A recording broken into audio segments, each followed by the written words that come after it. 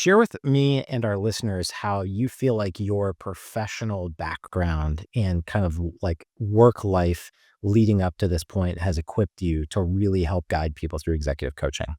Mm, it's a good question. Yeah, I mean, I've kind of been all over the place career-wise, and I say that as a strength, not as a weakness. I think a lot of people would say, "Well, geez, you're not in IT for the last, 30 years." I'm like, "No, I'm not." I was a pastor for a number of years. I did missions work for a bit there. Ran an auction company, was an auctioneer, did the whole bid calling, fast talking, but also getting sales, doing those kind of things. I've done restaurant with you, quick service stuff at Chick-fil-A. In the meantime, after that went into real estate and now, doing, technology and coaching. In the real estate sphere, I've been able to work with a lot of presidents, CEOs, COOs, you name it.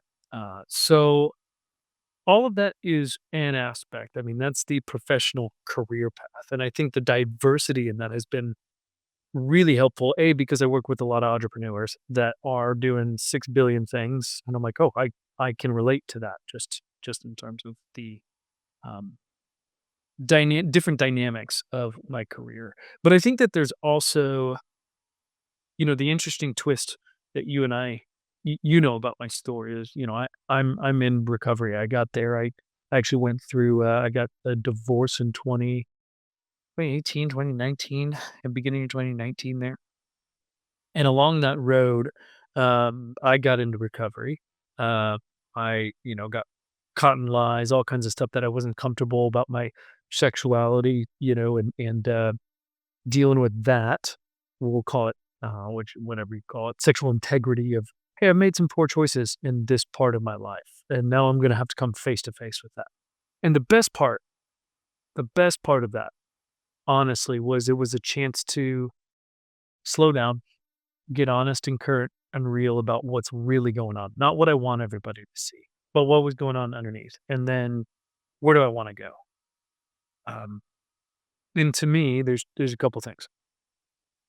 I always tell my clients, like, hey, your team will never exceed its leader.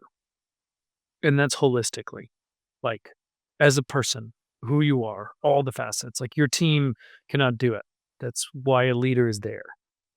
It's why we get kind of mad and people say, well, I just vote for Trump's, cabinet or whatever. Like, fine, but your vote won't exceed the leader that's at the top. A football team cannot exceed the head coach. We never said, "Hey, that team won in spite of their coach."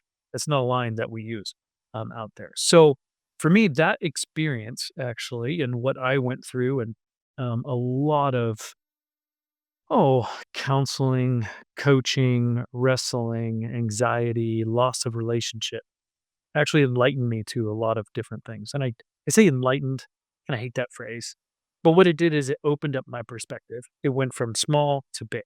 It went from this is the way things are to maybe this is just the way that I view things. This is my current view of the world and the way that I relate. So it really changed the way I relate to people, how I see them, and understanding that what you and I get is this. And then the level and extent to which you let me in is the level and extent to which I can actually partner with you. So for my clients, it doesn't mean that, hey, we're going to go through necessarily all your deepest, darkest secrets. That's kind of up to you.